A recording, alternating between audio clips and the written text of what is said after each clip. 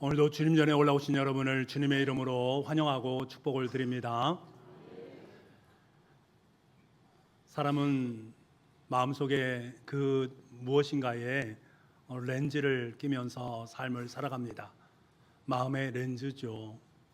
어떤 렌즈를 내 마음속에 끼고 살아가는가 하는 것은 세상을 바라보는 시각을 우리 가운데 말해주는데, 때로는 귀한 시각, 밝은 시각으로 우리의 삶 속에 말해주는 경향도 있고 그렇지 못할 수도 있습니다.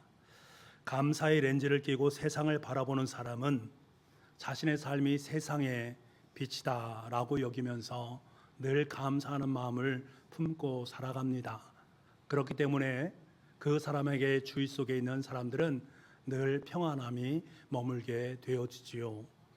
반면에 불평의 렌즈를 끼고 세상을 바라보는 사람은 어떤 상황 속에 놓여 있든지 어떤 사람을 만나든지 제일 먼저 바라보는 시각이 부정적인 요소를 찾아내는 일에 몰두를 합니다. 옛말에 먹을 가까이 하는 사람의 손은 검고 붉은색을 가까이 하는 사람은 붉은 손이 된다라는 말이 있습니다.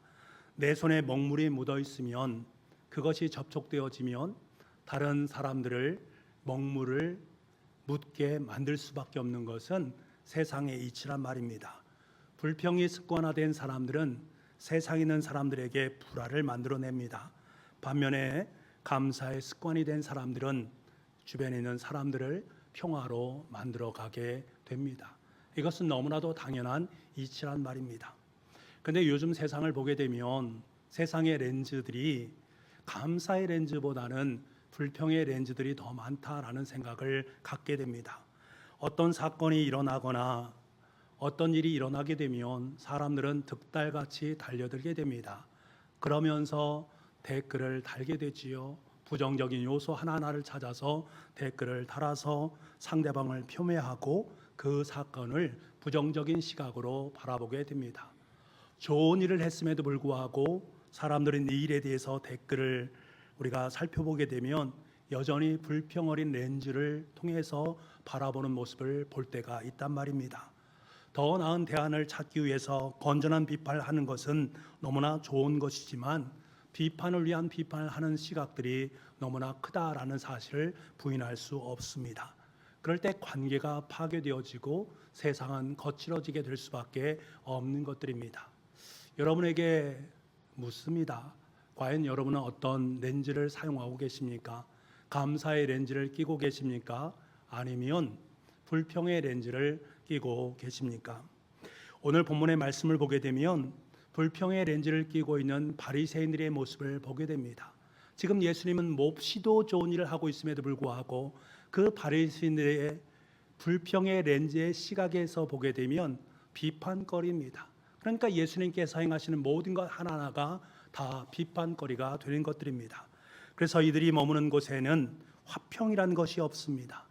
예수님에 대한, 아니 상대방에 대한 악담과 비방과 죽음만 있을 뿐입니다. 하지만 주님은 감사의 렌즈를 끼고 계십니다. 그래서 주님께서 머무시는 모든 곳에는 평화가 깃들이게 되어집니다. 생명에 대한 풍성함이 넘치게 되어지고 하늘의 치유가 넘쳐나는 은총을 맛보게 되는 것입니다.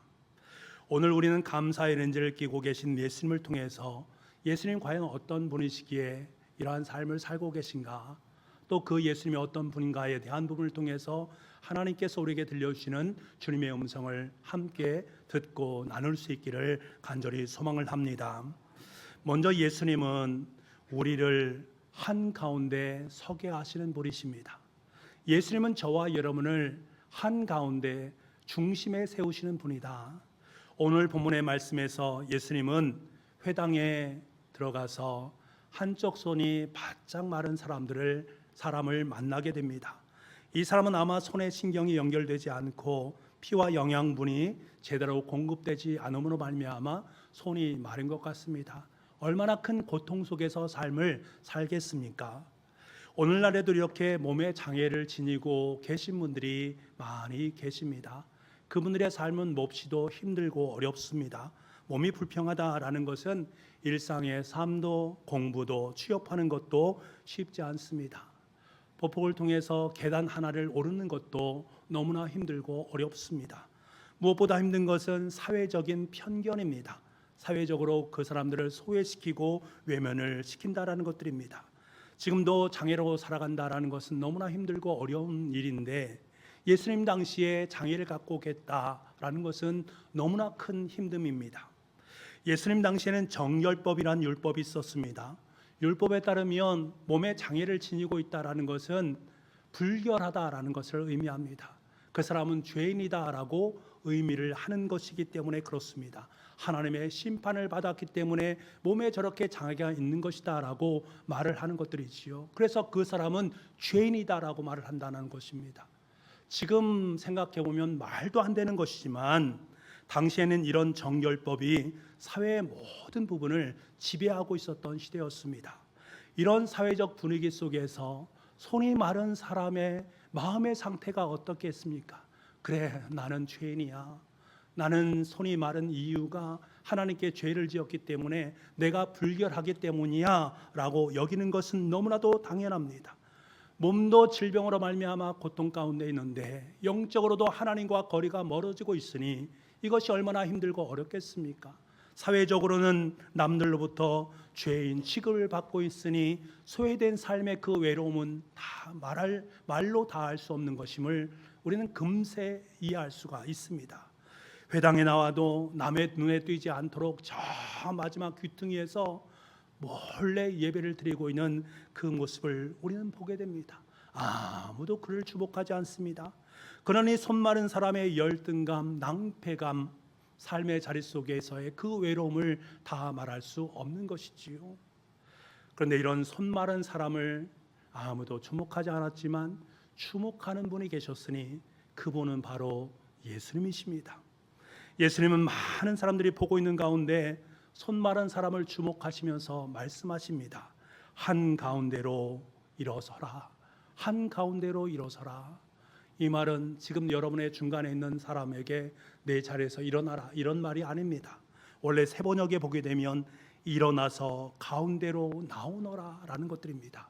저 뒷자리에 있는 사람을 불러내는 것입니다. 앞에 중앙에 불러내서 그에게 앞으로 나오라 라고 이야기를 하고 있는 것입니다. 한가운데 선다라는 것은 무엇을 의미합니까? 모든 사람들의 주목을 받는다라는 거예요. 모든 사람의 시선이 집중된다라는 것을 의미하는 말입니다. 지금까지 손 마른 사람은 단 한 번도 사람들로부터 시선을 받은 적이 없습니다. 늘 소외되고 따돌림을 당했습니다. 늘 주변인의 인생을 살 수밖에 없는 그의 삶의 모습이었습니다. 그런데 예수님께서 주변된 그 인생을 중심부의 인생으로 옮겨 놓으셨다. 여러분, 이것이 복음입니다. 저와 여러분의 삶을 세상의 주변에서 하나님이 중심으로 세워놓으신 것이 복음이다라는 사실입니다. 사람들은 중심에 서기를 좋아합니다. 다른 사람들에게 나도 한 번쯤 주목받는 인생을 살고 싶다. 나도 한 번쯤 세상의 중심에 서고 싶다. 모든 사람들의 열망 어린 마음 아니겠습니까? 그리고 세상은 계속해서 우리에게 사인을 보냅니다. 내가 더 높은 자리, 내가 더 좋은 것을 가지면 세상의 중심에 설 수 있다라고 말합니다. 그토록 세상 사람들에게 중심은 귀중합니다. 그리고 모두가 그 자리에 나오기를 원하고 있습니다. 그런데 이 손 마른 사람은 늘 뒷전에 밀려서 평생을 살아왔습니다. 늘 주변무의 인생일 수밖에 없었단 말입니다. 내가 중심에 설 수 있어, 이런 생각을 단 한 번도 가질 수 없는 상황 속에 놓여 있었던 것입니다. 그런데 예수님께서 그를 중심으로 세워 놓으십니다. 한가운데로 나오라. 여러분, 그러니까 이 말은 무슨 의미를 갖는 것입니까? 주님은 이렇게 말씀하시는 거예요. 지금까지는 너의 인생은 주변부의 인생이었으나 지금부터 너의 인생은 중심이 될 것이다. 그러니 당당하게 나오라. 사람들의 시선을 의식하지 마라. 사람들의 시선을 의식하지 말고 내가 너를 그렇게 만들어 줄 것이다. 내가 너를 하나님의 자녀로 만들어 주게 될 것이다. 하나님께서 너를 통해 놀라운 일을 행하실 것이다. 두려워하지 말고 놀라지 말고 당당하게 앞으로 나아오라 말씀하십니다. 여러분, 예수님은 우리를 중심에 세우시는 분이십니다. 예수님은 저와 여러분의 삶의 중심에 세우시는 분이십니다. 저와 여러분에게 말씀하십니다. 뭐라고 말씀하시는가? 구석에 숨어 있지 말고 중심으로 나오거라. 지금까지 너는 주변부의 인생이었지만 이제 내가 너를 중심에 세워주겠다. 한가운데로 나오너라. 너의 열등감과 상처의 근원이었던 내 마른 손을 나에게 내밀어라. 내가 너를 치유해 주겠다. 그렇게 말씀하시고 우리를 치유해 주셨습니다. 여러분, 중심으로 우리를 부른다라는 것은 우리를 치유해 주시는 것, 우리를 회복시켜 주시는 것, 그리고 중심에 부르신 분명한 목적이 있다라는 것입니다. 원래 우리는 손마른 사람이었습니다. 육신적으로 연약하고 영적으로 죄 가운데 있었던 죄인이었습니다. 그런데 그러한 우리를 주님께서는 불러내셨습니다. 너 거기에 있지 마. 이제 중심으로 나와서 나와 함께 눈과 눈을 마주치면서 함께 나의 길을 걷지 않겠느냐? 너는 하나님의 자녀야 라고 우리에게 말씀해 주십니다. 이제는 더 이상 세상 풍조를 따르는 인생이 아니라 하나님의 뜻을 따라서 목적 어린 인생을 살아가는 존재가 될 수 있다라고 말씀해 주시면서 우리를 중심에 세워 주셨습니다.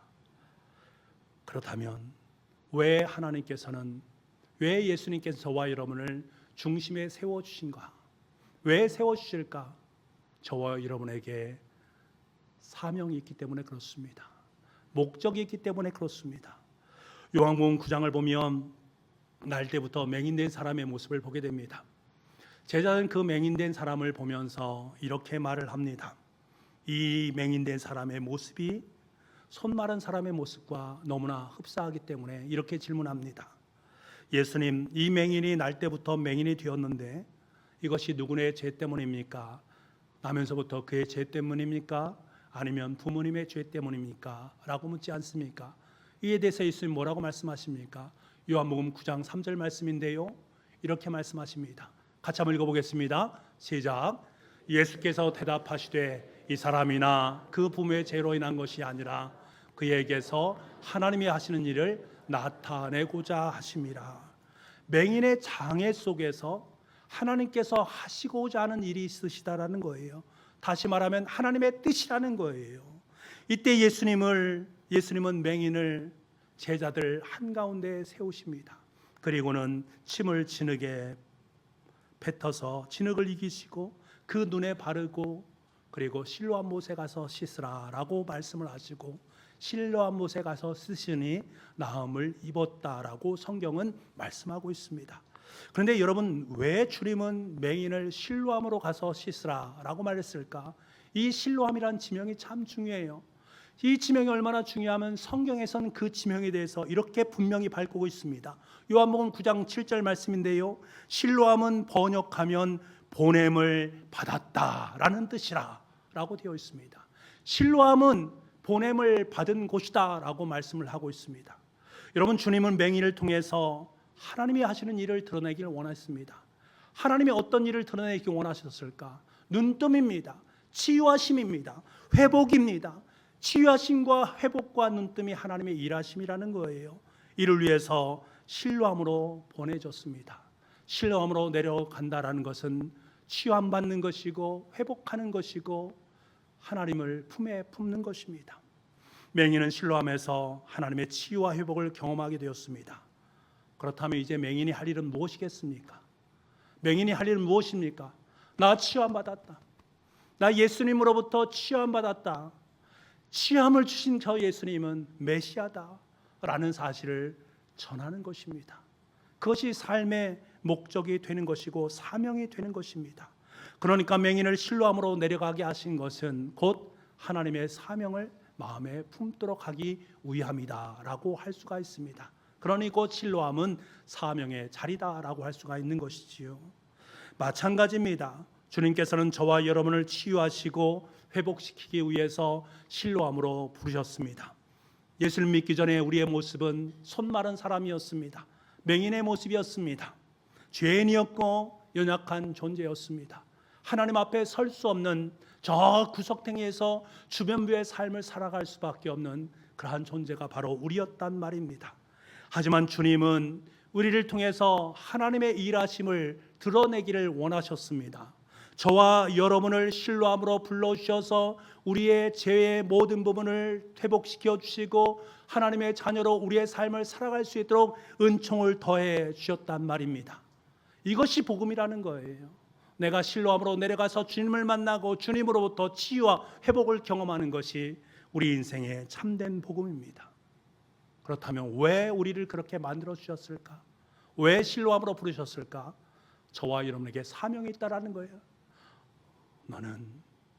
우리는 하나님의 아름다운 사명자라는 거예요.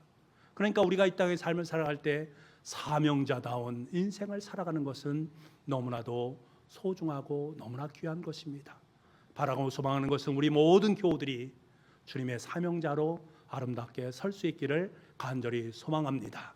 우리를 중심에 세우신 것은 우리를 통해서 하나님의 사명을 만들어 가시기 위함임을 다시 한번 기억할 수 있기를 원합니다. 두 번째로, 예수님은 생명을 가장 소중하게 여기시는 분이십니다. 손 마른 사람을 치유하신 기적의 사건이 언제 일어났습니까?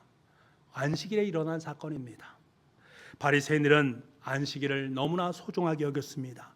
안식일을 잘 지키는 것이 하나님께 영광 돌리는 것이고 하나님께서 우리의 삶을 구원하신 구원의 길이다라고 여겼단 말입니다. 그런데 이 안식일에는 굉장히 중요한 것이 있습니다. 이날은 아무 일도 하지 말아야 됩니다.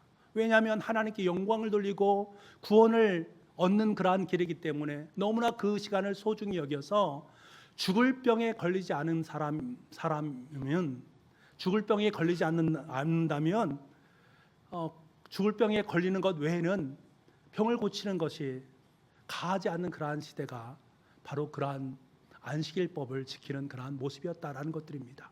그래서 사람들은 그러한 안식일법의 규제를 받으면서 삶을 살아갔던 것들이죠. 이것이 중요한 전통 중에 하나였습니다.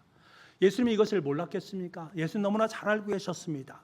지금 안식일에 손 마른 사람을 고치면 바리새인들이 어떤 반응을 보일 것인지, 손 마른 사람은 죽을 병에 걸린 것이 아니기 때문에 그 다음 날 고쳐줘도 상관이 없습니다만 아무런 문제가 되지 않는다라는 이 사실을 예수님 몰랐겠습니까? 아닙니다. 그럼에도 불구하고 굳이 지금 안식일에 그 일을 행하고 계십니다. 예수님은 한가운데 나오라, 나에게 손을 내밀라 라고 말씀을 하십니다. 그리고 주변에 있는 사람들에게 엄중하게 묻습니다.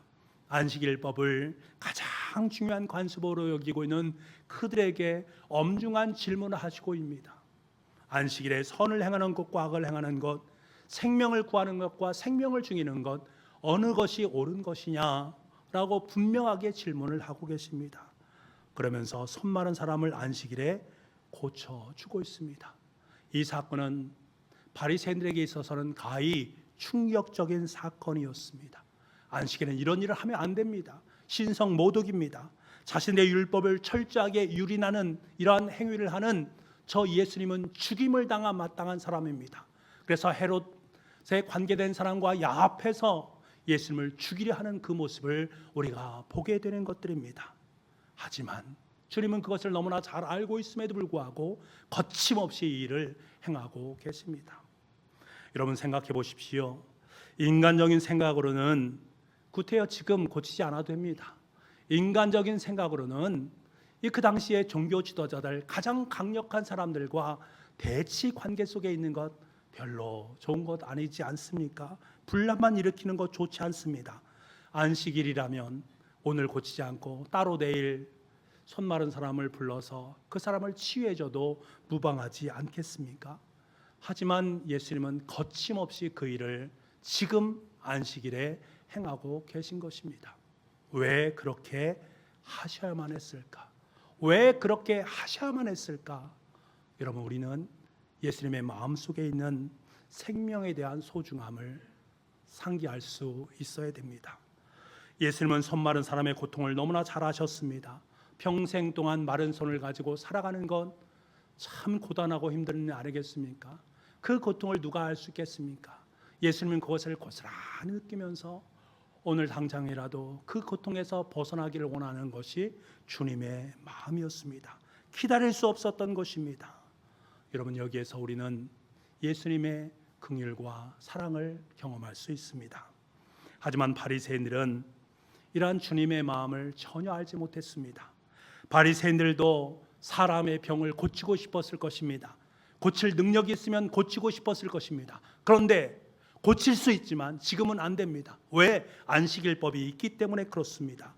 지금은 손 많은 사람들의 외로움과 힘듦보다 안식일을 준수하는 것이 그들에게 너무나도 중요한 것입니다. 왜? 그것이 하나님께 영광 올리는 것이고 구원의 길이라고 여겼기 때문에 그렇습니다. 하지만은 주님은 아니라는 것입니다.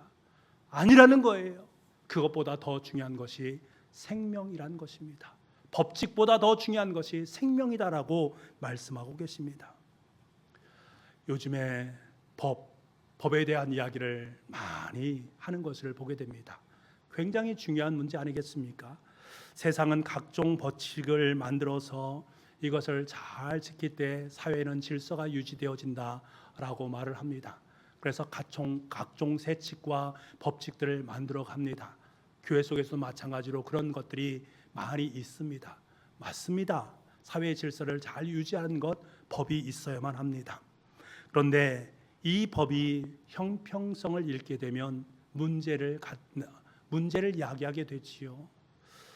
한때 유행했던 말이 있습니다. 아니 지금도 유행하는 말인데 유전무죄라는 말이 있지요. 직역하면 돈이 없으면 죄가 되고 돈이 있으면 죄가 되지 않는다라는 것들입니다.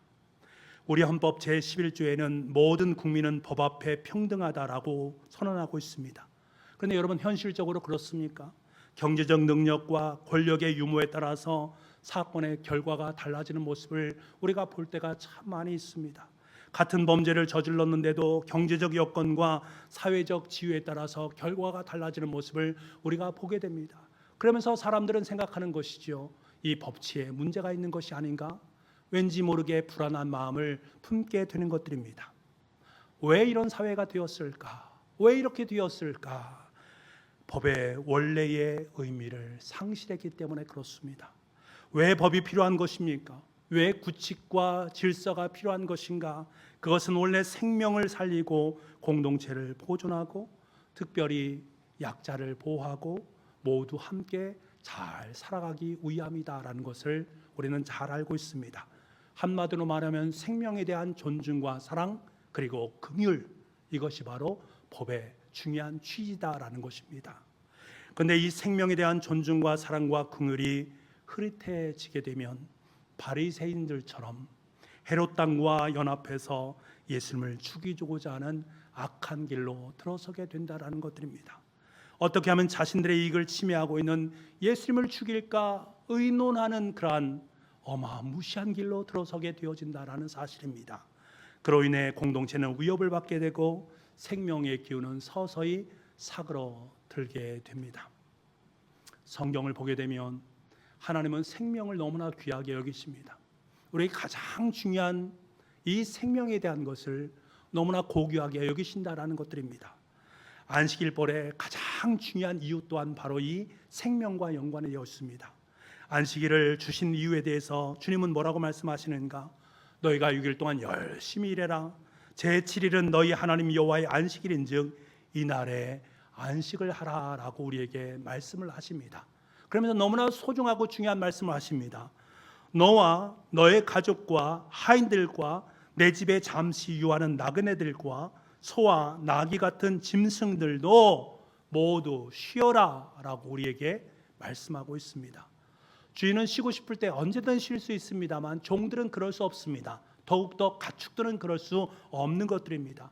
그러니까 하나님께서는 법을 만드신 거예요. 제도를 만드신 것입니다. 생명을 지키고 생명을 살려내기 위해서 이것을 행했다. 이것이 바로 안식일법의 원래 취지와 의미다라는 사실입니다. 그러니까 안식일의 정신, 율법의 정신이라는 것은 생명에 대한 사랑, 사람에 대한 긍휼의 마음이 그 속에 담겨져 있다라는 것을 우리는 알게 됩니다. 이것이 부재되면 생명이 상실되어지게 되고 그것이 생명이 상실되어지면 평화가 점점 사라지게 되는 모습을 보게 되는 것들입니다. 그래서 예수님께 바리새인들에게 묻는 것입니다. 안식일에 선을 행하는 것과 악을 행하는 것, 생명을 살리는 것과 죽이는 것 어느 것이 옳겠느냐? 너희들이 그토록 주장하는 율법이 중요한 것이냐, 아니면 생명을 살리는 하나님의 원래 율법의 정신이 중요하냐 질문하고 있는 것입니다.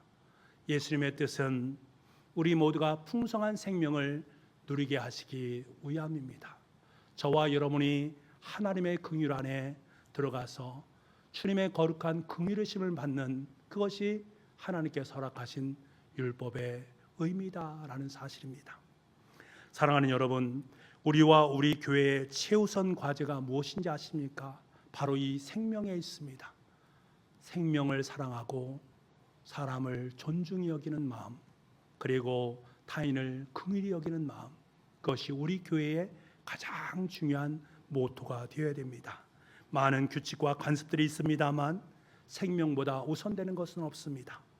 우리가 예수님을 믿는 성도라면 법도 중요하지만 더욱더 중요한 것은 질문을 해야 됩니다.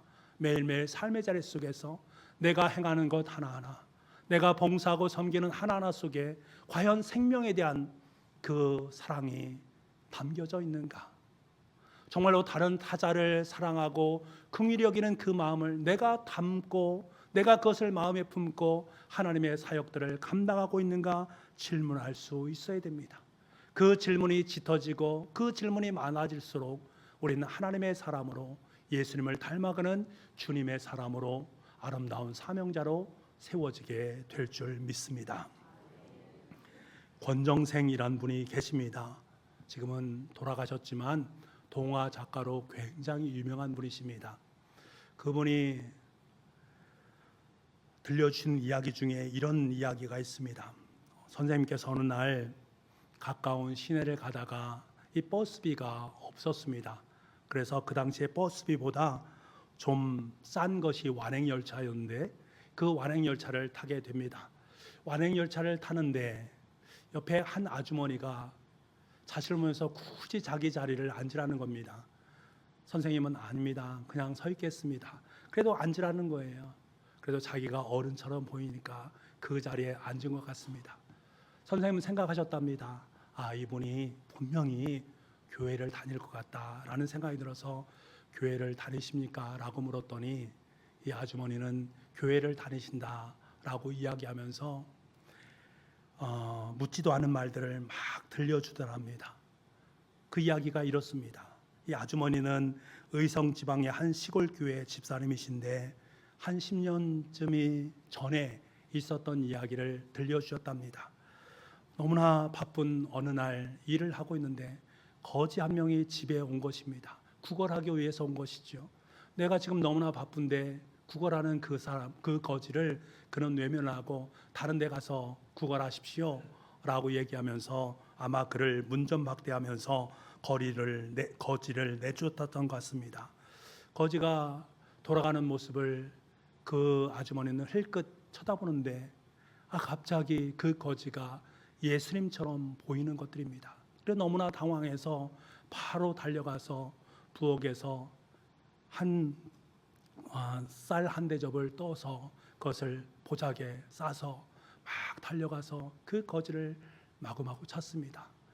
마을 초고업에 가서까지 그 거지를 찾았습니다만 거지가 보이지 않는 것입니다. 그 여인은 집으로 돌아와서 대성통곡을 하며 울었습니다. 내가 예수님을 맞이하지 못했구나 라는 생각 때문에 그렇습니다. 그때부터 아주머니 눈에는 어떤 낯선 사람을 만날 때에도 그 사람이 예수님처럼 보여야 되겠다라고 생각하고 예수님처럼 여기는 그러한 마음을 품게 되었다고 합니다.